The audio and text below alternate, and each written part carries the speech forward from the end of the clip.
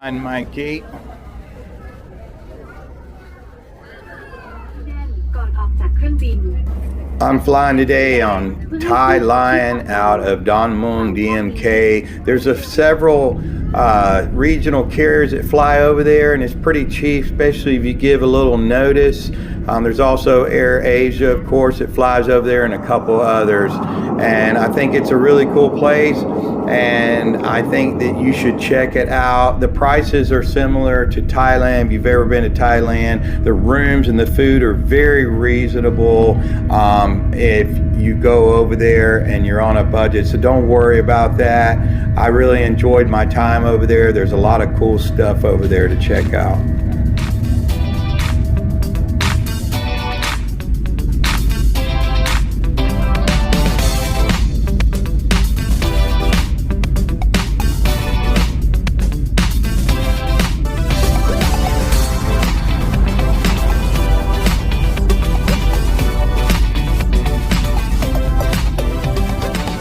Okay, I want to talk about kind of a travel warning advisory that's come up not only with people I know, but with me too, traveling in and out of countries that you might want to have ready. And I'm going to explain that walking to the exit hall right now in a video that was kind of an issue for some people, which was a lot of people get one-way tickets, and I do the same thing, and I did the same thing. Depending on what country you're from, you go into a country, you get 30 or 90-day visa or whatever on arrival. A lot of these countries want you to prove you're outbound, whether it be a plane or a train, which is normal, but usually it's the airline, because they'll have to suffer the inconvenience if the government makes them take you back or whatever, change your flight. So there was a few people, they asked me, and I said, well, I have a one-way ticket, I'm leaving in like this many days, and I'm allowed to stay up 9 days. The lady said okay, but there were several people, they actually asked them about their return flight. So that, keep that in mind, keep that return flight. I actually had mine pulled up ready to show them on my phone of the booking number and the airline, and it ended up being partner airline, but I got a separate ticket because sometimes you can find a better deal doing one ways. But if you're coming in and out of countries, you got to worry about proving whether you're going to exit. And you know, sometimes they'll ask you, so just keep that in mind. If you're going to do a one-way, especially if you're leaving a country, a lot of times they won't let you board, so you got to show it to them. I had that happen to me when I was leaving America and going to country. I did 2 different airlines to save some money, and I told her, you know, and showed her, and then they let me, of course, go to the gate, gave me a ticket. But they will hold you up, so just keep that ready to go, or have some way to exit if they want you to prove it. So, all right.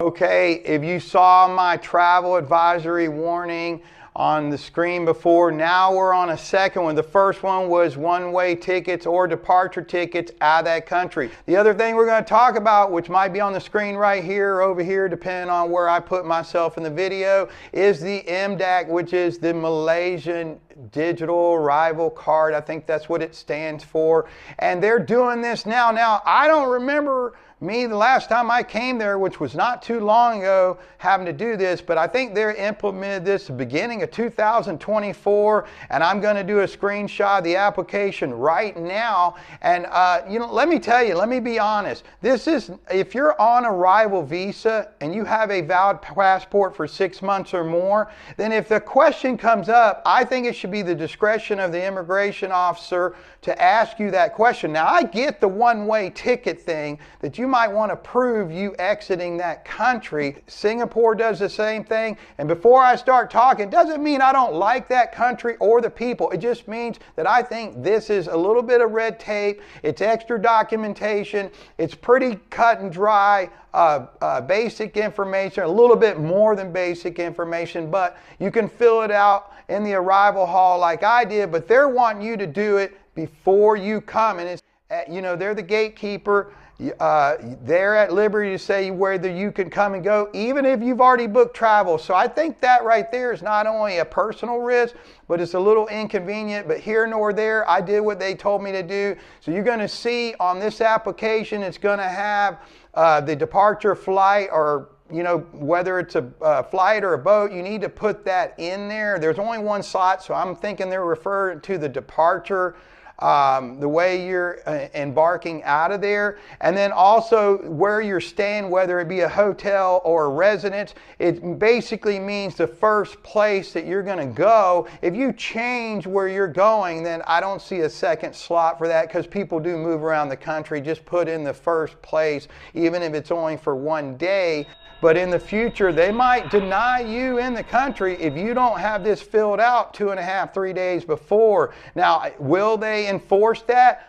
Hey, time will tell, but it just seems like right now that there's a lot of countries that are going back and forth on this arrival card. So it's something that you might want to consider going to the website and filling out a couple days before you arrive. I didn't know about it. A lot of people, there was a big group of us that didn't know about it. And the inconvenience was, it's not only doing it, and I understand they want information, but also by the time I did it and walked down the hall after leaning against the wall and getting this done, because they wanted you to kind of do it before you got in the immigration line, but most people didn't. They just went in the immigration line, did it from their phone. But by the time you got there, there was hundreds of people waiting, and it seemed like because of this, there was sort of a holdup. Now, it could have just been 2 or 3 flights came in at the same time, which it seemed that way also, but it also seemed like when I talked to the immigration officer, they were trying this new system. They had a new QR code. If you zoom in on one of my screenshots that I might have on the screen right now, I've already had,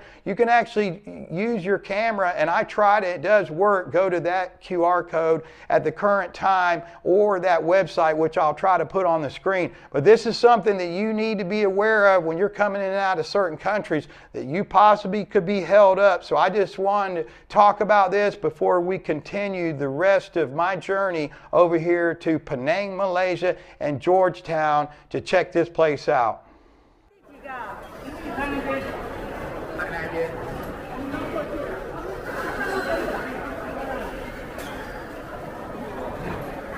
I finally made it through that. It was a long line. I've never seen it so long, but I guess it was a bunch of planes at one time.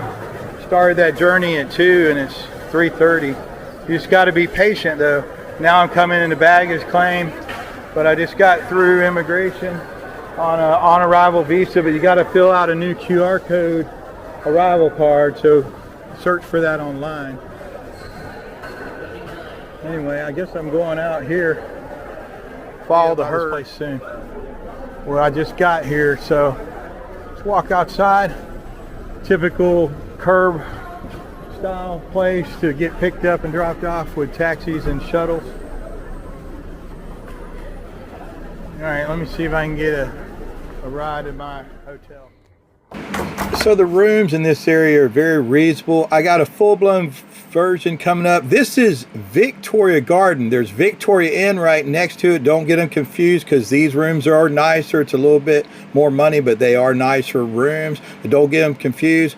But as we're checking this room out, you're going to see on the screen coming up the full version of my Georgetown, Malaysian video, or one of my edited versions, and you can click on that link or go to my homepage. I really appreciate you guys watching it. Georgetown's a cool place. I mainly wanted to make this video about the travel advisory that you need to know about, that they just started in the recent past, but it is a cool place to go, and I do recommend checking out Malaysia.